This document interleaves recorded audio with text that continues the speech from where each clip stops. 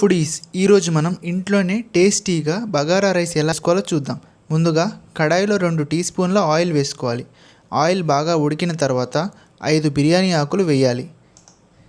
ఇప్పుడు 5 లవంగాలు, 2 యాలకులు, 3 మీడియం సైజ్ ఉల్లిపాయ ముక్కలు కట్ చేసుకుని వేసుకోవాలి. తర్వాత రుచికి సరిపడా సాల్టు, 3 మిరపకాయలు, అలాగే 2 టీ స్పూన్ల అల్లం వెల్లుల్లి పేస్ట్ వేసుకుని బాగా కలుపుకోవాలి. బగారా రైస్కి సువాసన చాలా అవసరం కాబట్టి కొంచెం కొత్తిమీర, అలాగే కొంచెం పుదీనా వేసుకొని కలుపుకోవాలి. ఇప్పుడు దీంట్లోకి మనం 8 గ్లాసుల వాటర్ యాడ్ చేసుకోవాలి. వాటర్ యాడ్ చేసుకున్న తర్వాత ముందుగా నానబెట్టుకున్న బియ్యాన్ని తీసుకొని ఈ కడాయిలో వేసుకోవాలి.